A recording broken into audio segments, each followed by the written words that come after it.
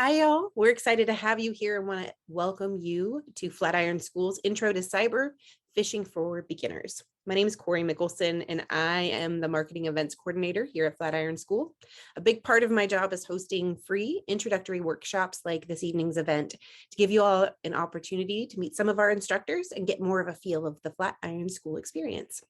I also host a series called Tech in 20, where we take 20 minutes to discuss hot topics within the tech industry. A quick little reminder, we are going to be using the chat as our main source of communication. So go ahead and make sure that little blue button at the bottom is from host and panelist to everyone so we can all chat together. And without further ado, I'd like to introduce our host for the evening, Syed Hussain. He is one of our lead cybersecurity instructors. Go ahead and take it away, Syed. Hey everyone, thank you so much for joining in this afternoon, or for some of you it might be evening, or maybe this morning for some of you. Not too sure, but today we're going to be talking about an intro to phishing and the overall current phishing landscape. So with that, definitely going to be a lot of fun because we're going to kind of cover just what phishing is in general, and then kind of go into some of the ways that adversaries and threat actor groups are utilizing phishing and all different types of phishing methodologies. So cool. Okay, go to the next slide, please. Cool. So just really quick, just so you have some context, just about myself. Again, my name is Syed Hussain. I currently have a Bachelor of Science degree in Information Systems and Computer Science, and I concentrated in cybersecurity early on in my career. And in total, I have a little over 6 years of experience working in cybersecurity. I kind of specialized in the cyber threat intelligence space. So that's including threat hunting, advanced persistent threat research, dark web hunting and dark web crawling, OSINT investigations, so open source intelligence investigations, and malware reverse engineering. So being able to research malware from start to finish. I also hold 10 certifications in cybersecurity and IT. And on the side, I like to cook. I like to bake more than cook, actually. And then I love modifying and racing cars. So that's a huge one for me. Cool. Next slide.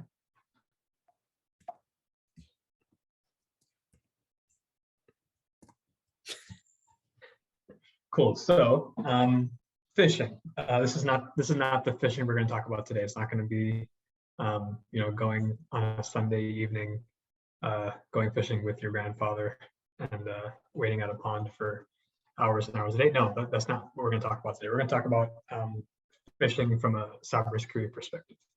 So next slide.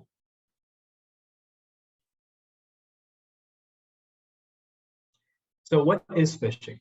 Phishing is where an attacker sends a fraudulent message designed to trick a human victim into revealing sensitive information, or to deploy malicious software of some sort on the victim's infrastructure. Okay, so you can see here on this slide we have multiple different types of tactics that can be used. So you can pose as a trusted brand. You can use urgency to make the victim think that they have to act pretty quickly, or they're going to face some type of terrible consequence. And some of the consequences that these threat actor groups use are some pretty terrible consequences. They also impersonate people, someone within their organization, such as executives and so on. Now, spear phishing is a part of phishing. And that is when an attacker targets specific individuals or specific groups. So spear phishing, of course, requires a lot more preliminary research in order to carry out these different attacks. And we'll be talking about this in a lot more detail later on. Next slide. So why do adversaries use phishing? In all honesty, it's one of the easiest ways to get exactly what they want, what these different adversary groups want. They can obtain credentials and steal all sorts of data through those credentials. They can deploy malware to compromise hosts or networks. So they can deploy malware via the phishing attack. They can deploy ransomware for monetary gain. they can create something like a denial of service. So you can see on this slide, a denial of service is when there's many systems trying to ping one specific system, and what happens is it causes that system to crash. So you can only imagine just how catastrophic that can be. And phishing attempts phishing attacks can be used in such an attack. Also, sometimes it's not even just for stealing, but sometimes it's just in general to take revenge on someone or a company, or to just create havoc. They're just mischievous people out there, and you'll see very soon in this presentation that there are a lot of different ways for adversaries to get access to phishing kits and phishing as a service, where it's really easy for them to carry out these attacks, and you'll see that very soon. Cool. So, next slide, please. Now, the reason why we call it the current phishing threat landscape is because there's a lot of new ways that adversary groups are carrying out phishing attacks and utilizing the various events and situations that we're in today. So COVID-19, yes, it's still around, it's still here with us. It's been with us for over 2 years now. Yeah, it's been a while. We've seen through our research that adversary groups are heavily utilizing COVID-19 as a way to play on public fears and the thirst for information, and they're utilizing COVID-19 as a way to carry out these different phishing attacks. So the actors, they frequently incorporate these different major events into their techniques. So since early 2020, even up to today, these different cyber criminals have continued to exploit COVID-19. So they use the COVID-19 as a phishing lure. And what they do is, we've seen them propagate malware by,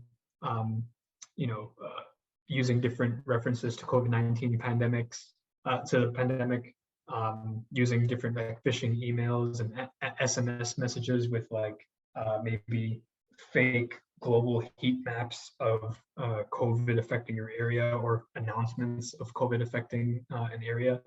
And so with that, they're able to actually, you can only imagine someone who sees that come in as an SMS message or an email, or they have access to it, something it's on the general web or on a website, and they click onto something to get more information about COVID if it's a notification, and they can get hit with these different attacks. Malware can be deployed, information can be stolen, and so on. Next slide, please.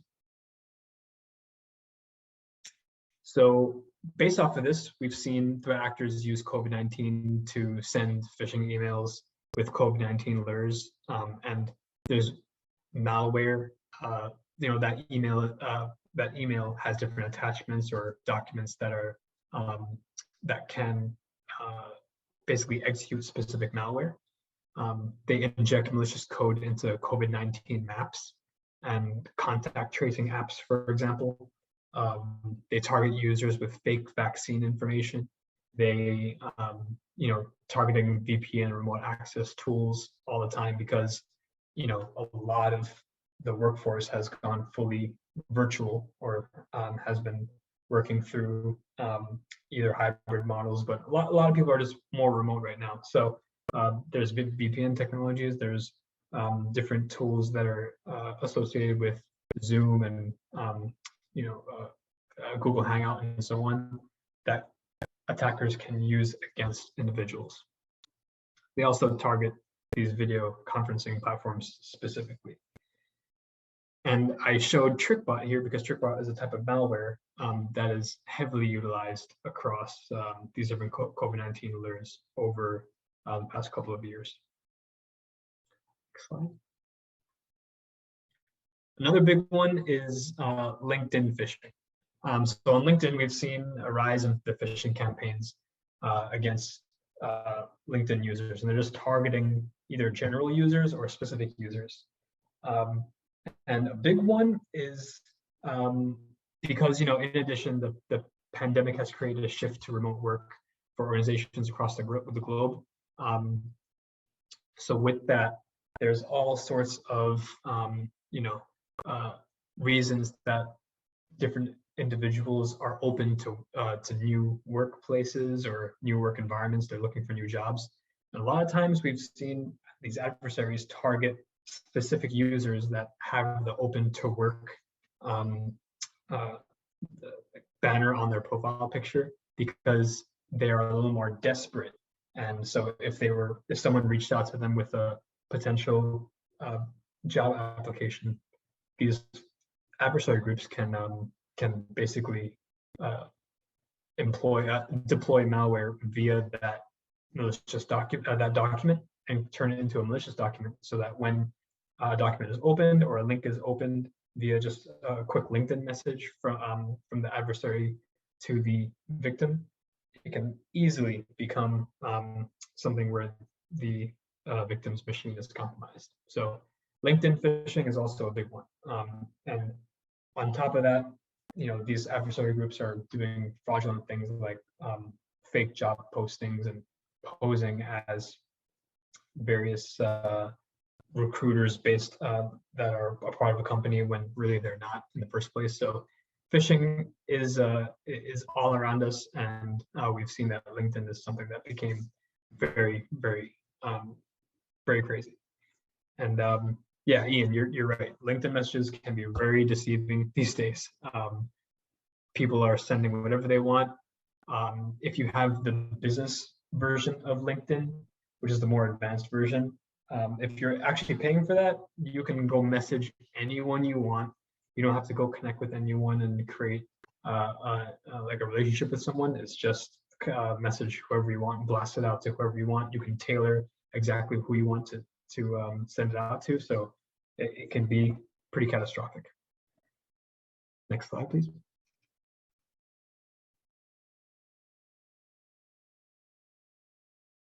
Cool. So one thing that is important here in phishing attacks is open source intelligence. Okay.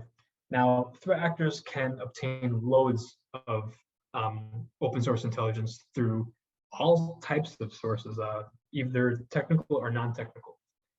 There's hundreds of platforms out there where someone can gather your information, tell a story about you, figure out where you're located or who you're associated with, and that is how they're able to gather that reconnaissance, the initial stage of an attack, and then blast out a specific phishing attack that could be like custom to you or custom to your organization. So, social media or blogs and forums, streaming apps, people search engines, even dating apps and fitness apps. I mean, this is all information that is pretty crazy. So just for example, let's say, an adversary wants to send out a phishing, like a spear phishing attack against a specific individual. So they use a people search engine and they try to get either where they live or where they're located, or maybe they find that person on a dating app, and in the dating app they mention that they are heavily involved in the government. They have a government job, so now you can go to a government website and get specific information, because anything in the public sector is all public information. So you get someone's specific like place of work or projects they've worked on, and then they can send specific phishing attacks that would be something that is pretty it would be of interest to that individual, if that makes sense. Next slide, please. And going off of that, OSINT in itself is kind of like a whole other conversation, but I definitely wanted to add this in here because open source intelligence is so vast. There's so many different tools out there to gather the kind of information that you're looking for, and you'll be surprised what some of these tools can do and what they're able to pull back. And you'll also be surprised just how much of you is online. Sometimes you don't even realize it. There's all sorts of tools out there, and I definitely recommend just taking a look. Take a look at the OSINT framework and Technisent. These are two really cool tools where it's just a database of all the different tools out there, and they have descriptions of what the tools can do and what kind of information you can gather, whether it's about social media or it's on the dark web or it's about forums, or about your like pictures online, stuff like that. Next slide. Now, phishing kits. This is what I was trying to get to earlier, because phishing attacks, they're not as complex as you would think. So phishing kits are designed for ease of use. These different social engineering attacks combined with these customized tools like phishing kits make phishing attacks automated and really uncomplicated. Once a kit has been purchased or created, a threat actor typically installs it on a remote server, whether by purchasing it or maybe compromising legitimate content management systems or different exploits and so on. So when a kit has been set up, they install something called Simple Mail Transfer Protocol.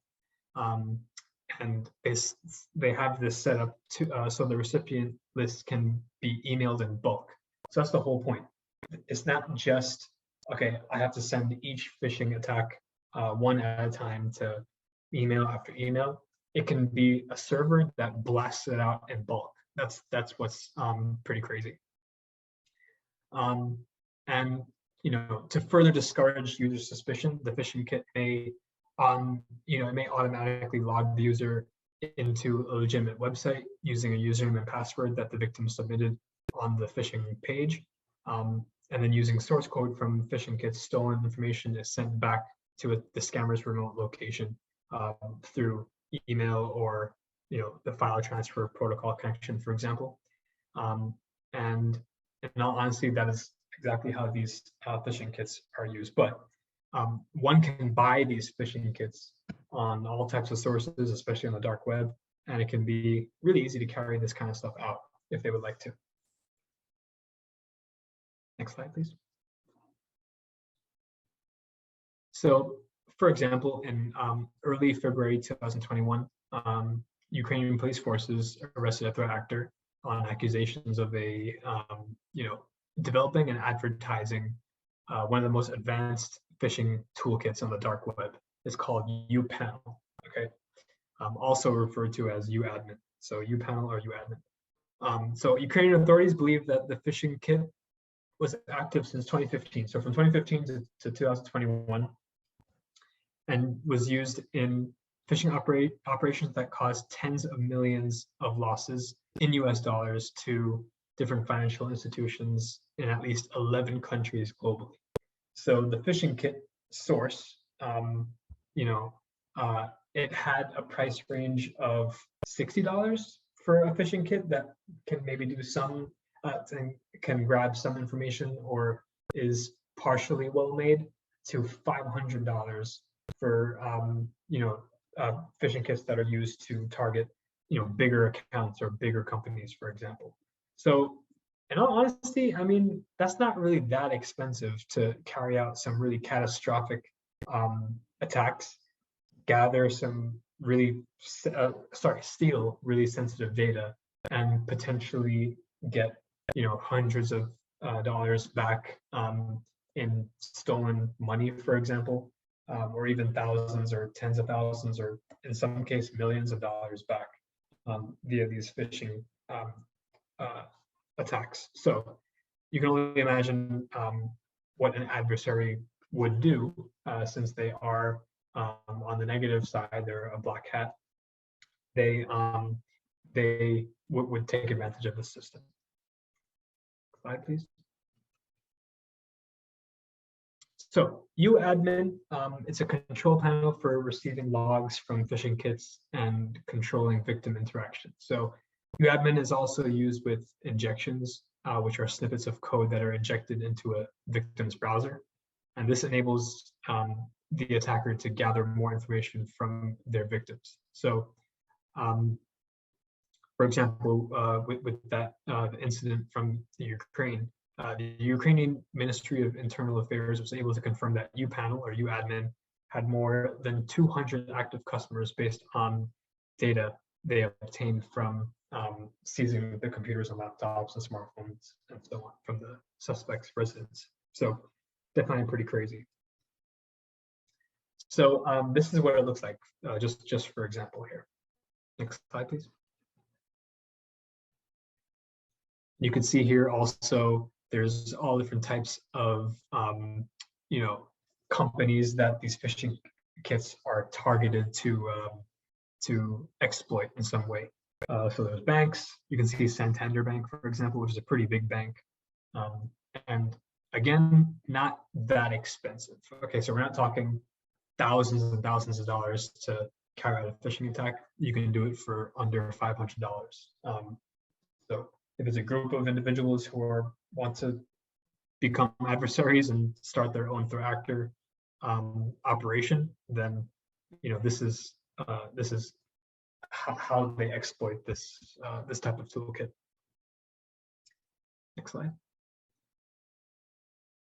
Now, this brings us to phishing as a service, which is kind of similar in a way, where it's something that you pay for, but instead of purchasing a toolkit and then you have to carry out the phishing attack yourself, there's something called phishing as a service, where it's a way for you to outsource the entire phishing attack, so that another group of individuals or an anonymous company can carry out the phishing attack for you, and they get a cut of the cost, and then you get a cut of what is stolen. So this phishing as a service is these are services that one can buy online across the dark web, especially. And these threat actors are offering the phishing as a service model for different cyber criminals who are involved in the phishing business. So the ease of executing a task on a distributed model, like something like this, it of course allows you to be really productive. So there's different stages, and when it comes to phishing as a service, criminals do not have to deal with the routine tasks, which include prepping and crafting the message and creating and maintaining a whole infrastructure to carry out the attack, and then actually launching the attack itself. It's all done outsourced, and then they just reap the benefits just for a little bit of a higher price. So in the preparatory stage, for example, this is where you're defining the target audience. You're building like a psychological profile. You're determining the most effective type of phishing that can be used against that individual or that company. So whether it's messages or social network or email or malicious advertising, for example, all that is the preparatory stage. Then there's crafting the message. Okay, this is a huge one of the most critical parts, and it's actually not easy to do, because when you craft the message, the attack instrument, such as the email or the web page, should hook the potential victim in order to hit the underlying emotions and disable any type of rational thinking. So the web page, if it's fake, it should look almost identical to a website, like the actual victim's website or the company's website. The domain that's used should be really similar, for example. So it should be just so realistic, and it's just not easy to craft that. So phishing as a service has, they're all crafting all that for you, which is pretty crazy. Then, of course, there's infrastructure creation. So a site that mimics the site of a real company and steals customer data, the malicious attachment that loads a payload to continue the attack, that all requires an infrastructure. It requires servers and so on. So that being said, it's very important that that is created, and sometimes attackers just don't want to be there to create it and maintain it, so they outsource it through phishing as a service. Then there's also launching the actual campaign. So sending the messages in a chosen way, collecting the data, receiving information from the payload, whether it's stolen data or intelligence or anything along those lines, infiltrating the target system and encrypting the data if it's that type of attack, This is the final stage where the attackers get what they want. And again, not everyone has the brain power to not only launch the attack, but stay anonymous, reduce your footprint so that no one can find out who you are. So again, they just outsource to phishing as a service, for example. Next slide, please. So with phishing as a service, the rise of that has made it very easy to conduct these different campaigns, which is why we see so much of the attacks that are out there. It's all phishing attacks, and a lot of it's done via phishing kits or phishing as a service. And with that, because it's so easy now, attackers and adversary groups are maybe not even technically sound when it comes to cybersecurity, because if you think about it, you really don't even have to have a background in cybersecurity to carry out some of the attacks like this. So that's what's pretty scary about this. So also, for these reasons, cost savings, scalability, regular updates, and availability, all of that is really helpful in helping you get a good understanding of just how much more efficient phishing as a service could be. So with cost savings, the cost of phishing services is determined by the scale, but in general, it's just so much cheaper than preparing an attack by the cyber criminal itself. Scalability, if you need to send 10 phishing emails, you can do that. If you need to send 1 million, you just pay as you grow in this case. So if you want to send out 1 million messages and get back how much of the data from millions of people, there's the infrastructure for that. And that's how these cyber criminals are able to do that. And you just pay more if you want to do more. When it comes to updates, the phishing infrastructure gets updated, integrating new technologies that help bypass the protection of companies and private users. So with that, all these companies are constantly updating passwords. They're constantly updating their web pages. They are updating all different types of rules that are and controls that are stopping such phishing attacks. And so a phishing as a service would be updating along with the different companies so that their attacks could still be fulfilled, which is, again, pretty crazy, but you wouldn't have to be doing that. So that's why it's so easy for these cyber criminals to conduct this. And also from availability, almost all services have a qualified round-the-clock support service that communicates in most common languages. As a result, anyone who's willing to pay can become a phisher. So that's what I'm trying to get to here, and that's what's so scary about this, because it has, there's just so many ways for you to have access to this type of, this type of attack methodology. So really scary. That's why we see it so often. That is how it's being carried out currently. Next slide, please. So, for example, in August 2020, a threat actor named John Malkovich on the forum Exploit advertised phishing as a service. And according to John Malkovich, their phishing pages are 100% identical to originals. So you can see they have the phishing as a service that can be carried out against Facebook, Instagram, LinkedIn, iCloud, WordPress, Gmail, and if you see it, their web pages and the phishing lures are literally almost identical, and it's almost so identical that it's just scary at that point. So this is just one example of the many different threat actors that specifically use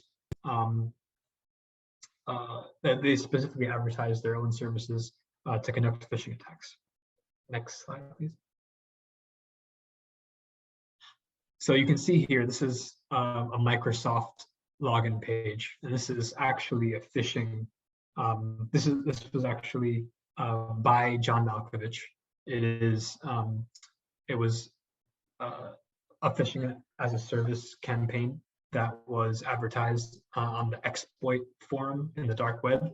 And if you did purchase it and you purchased the package that is to actually to target Microsoft, you can see this is exactly what you would be sending out to your victims. And in all honesty, this is extremely realistic and almost identical. You can even see the domain itself is Office 365 user Windows.net. Yeah, that isn't exactly correct in what it's supposed to look like, but it doesn't look that far off where one can see this and be like, oh, okay, yeah, this is definitely a phish. Because at the end of the day, it says Windows.net. It also, has the Microsoft logo and the sign in and the font, the background picture on the bottom right-hand side of the screen. You can even see 2019 Microsoft, which again, that doesn't look correct. But if someone wasn't using their, rational thought, they would just be like, oh, okay, fine. There's a copyright. It says 2019 Microsoft. That looks about right. There's terms of use. There's privacy and cookies.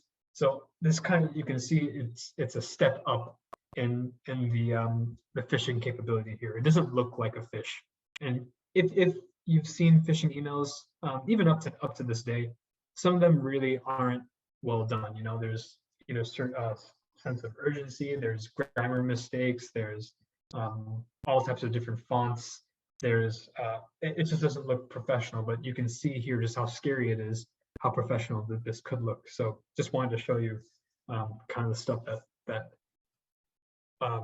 these phishing as a service campaigns can carry out. Next slide, please. So with this example by John Malkovich, the phishing kit performs the following operations. So they can bypass two-factor authentication. They can do anti-bot protection.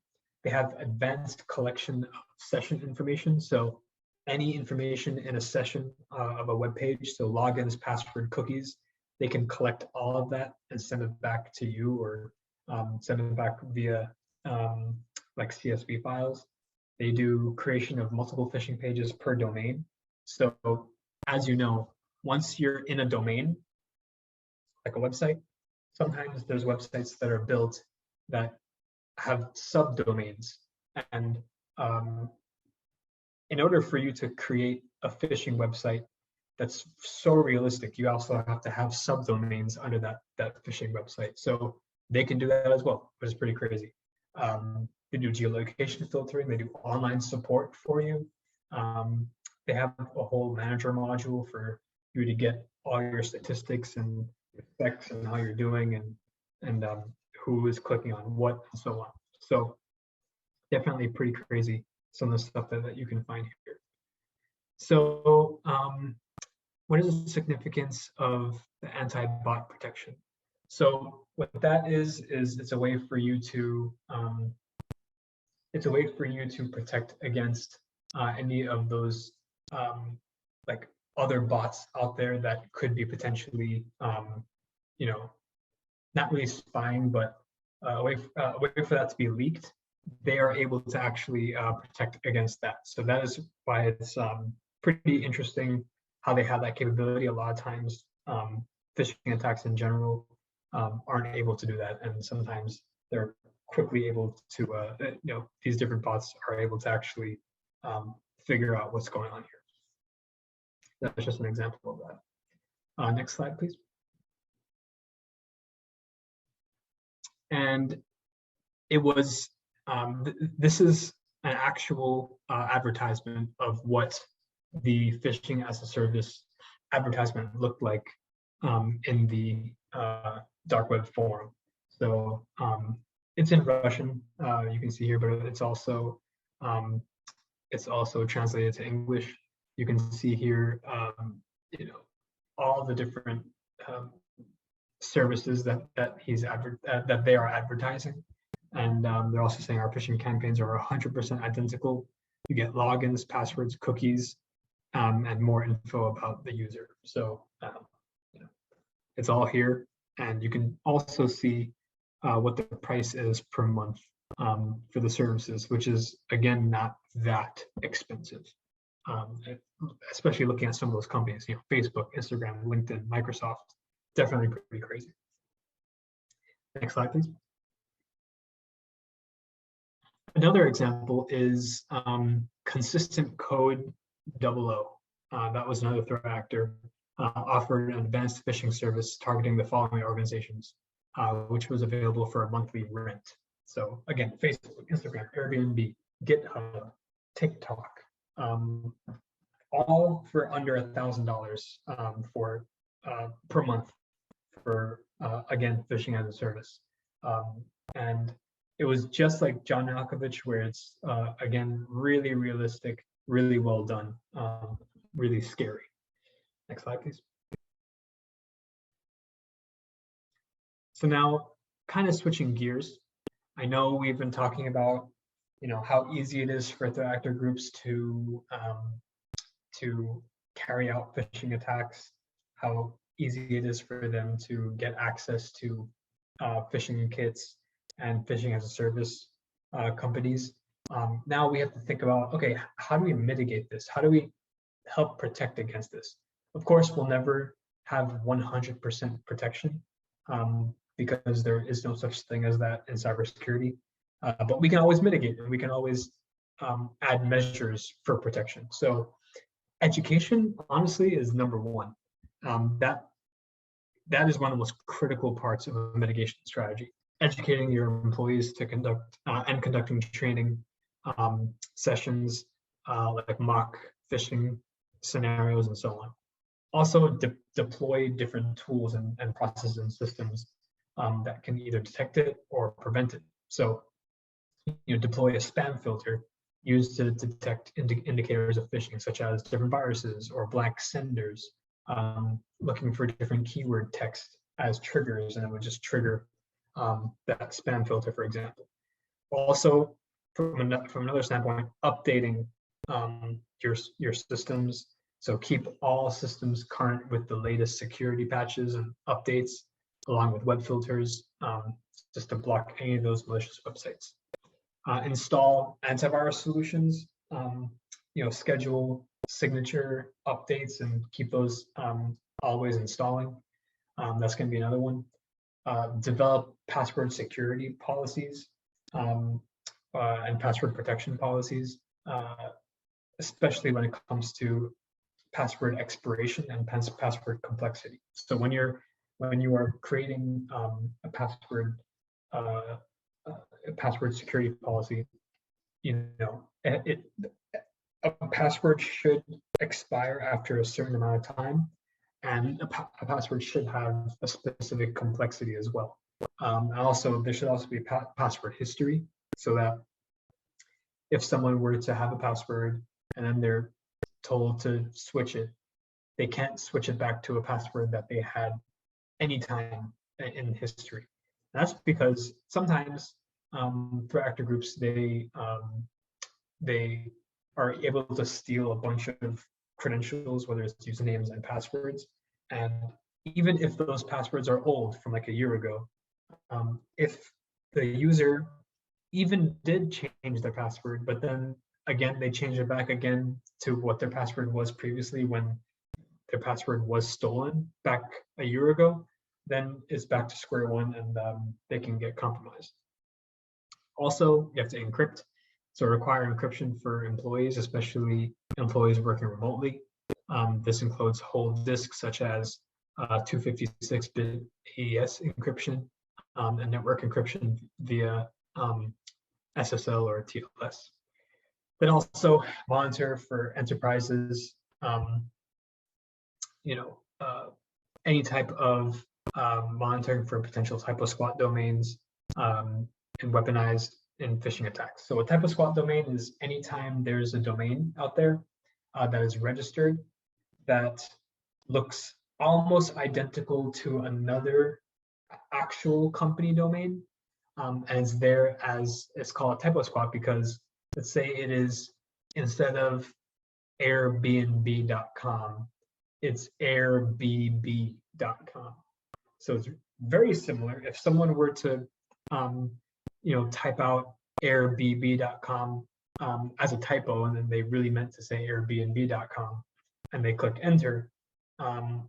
Maybe they didn't even realize they had that typo in there, and now it takes them to airbnb.com, which is fake. It was set up to look exactly like airbnb.com, and a user would end up doing what they would do on airbnb.com on airbnb.com. So you can only imagine how catastrophic that can be. So that's called a typo squat domain, and a lot of companies out there are constantly monitoring for any potential typo squats related to their organization, and then getting an understanding of how an attacker can go against their company. Next slide, please. And finally, one thing I love to add at the end of this presentation is just how many roles there are in cybersecurity where you would have to be dealing with this type of information, whether it's dark web crawling, it is open source intelligence tools, it is mitigation strategies to protect against adversaries like this. And every single one of these like these different cybersecurity teams on the left-hand side of the screen, you would be touching that. And in every single industry on the right-hand side of the screen, you will have to protect against phishing of some sort. Because based off of the industry itself, there's different types of phishing that can be used against that company. So we mentioned fake health information, so they can target healthcare companies with that. Or if it's the media and gaming industry, then there's phishing specific to media and gaming, and so on. But all the different cybersecurity teams and functions that you see on the left-hand side of the screen, that is a pretty comprehensive list of the different types of security you can get into. But either way, you will be working in some way, shape, or form to either help carry out fake phishing attacks and scenarios so the company can become stronger and understand where their gaps are. You can defend against it, you can monitor for it, you can create policies to help reduce the risk. And every single team here, you will be doing that. So that's what's pretty important to note here. But that's really what I wanted to cover. I know we were able to really cover what phishing is in general. And we went into more of a deep dive of specifically phishing kits and phishing as a service, which a lot of companies and a lot of people in general don't really think about that as much. They think, oh, a phishing attack is carried out by an adversary. An adversary is someone who is heavily smart in carrying out cyber attacks, and they're technically profound. But a lot of times it's not the case. Anyone can get access to this if they just have some cash, and it's pretty scary. So just something to think about, but that is what the current phishing landscape is right now. Who knows how it will change, but it definitely will be changing and evolving over time. That's kind of what happens in cybersecurity. But yeah, that was really what I want to cover today. Thank you all for coming in. So I know another big portion is to cover Q&A, but before I go into that, Corey, did you have anything that you wanted to cover? No, I put the YouTube link in the chat for the home lab lamp stack. So if you did not get that for any reason, let me know. I'll drop my email address in the chat as well, so that anybody that needs it, I can send it to. And then yeah, just a couple minutes of Q&A, and then we'll be finished. Absolutely. Thank you. Okay, cool. So one question we have is from Regina. How do you address and protect open source data, health data, and machine learning, artificial intelligence that collect individuals' data from phishing?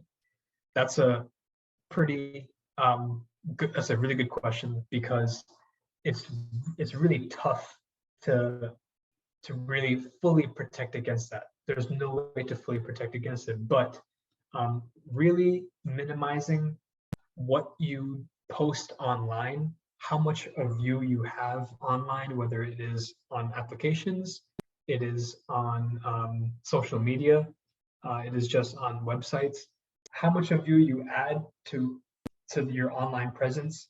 A lot of it is scraped, and I love that you mentioned artificial intelligence, because a lot of these tools are AI based, and they're able to, like, for example, there's one tool called, shoot, I forgot the name of the tool. Crap. Yeah, I forgot the name of the tool, but it's a tool that basically, using artificial intelligence, they're able to take a picture of yourself. So you can submit a picture of yourself, and you can get back any other picture of yourself that is anywhere on the open web. And sometimes they even bring back other individuals that look exactly like you, which is really crazy, by the way. And this is all through AI. So it's just an example of how they're able to get use AI to scan and scour and crawl for anything that's related to you, whether it's your pictures, it is your information, it is anything about you, anything that was spoken of you. So doing whatever you can to minimize that is really important. Also, when using applications or using websites and so on, it's very important to know that a lot of the information that you're posting up there, or whatever data you are you are consuming, a lot of times you are signing over a specific company's right to capture that data and use it however they want.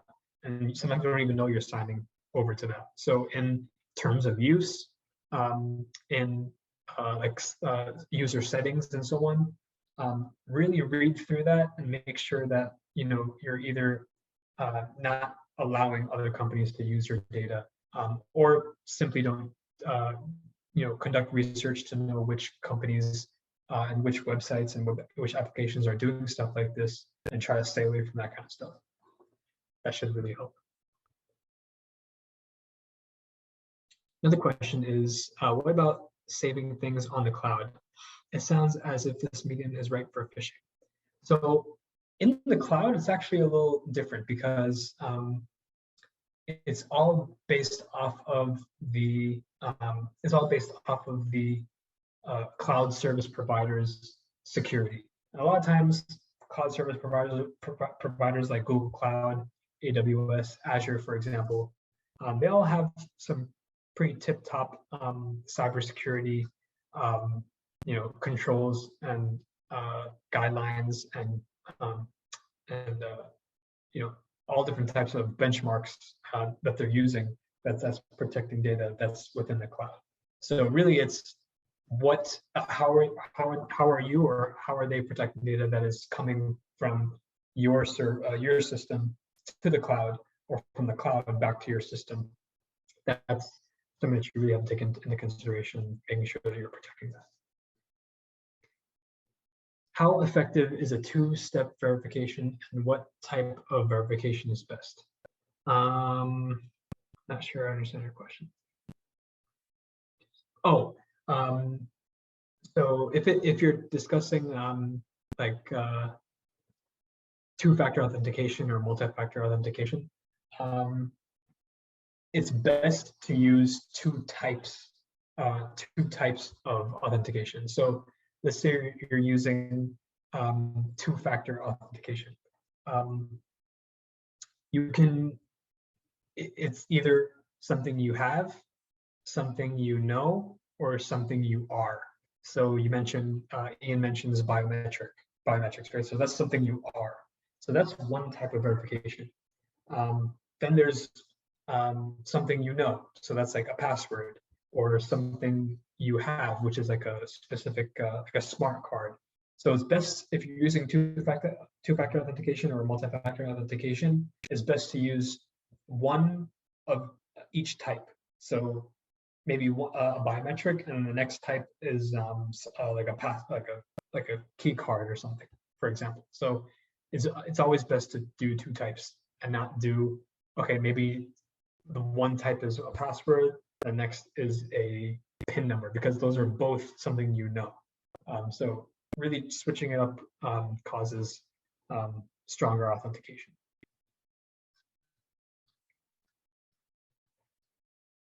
Cool. Any other questions at all?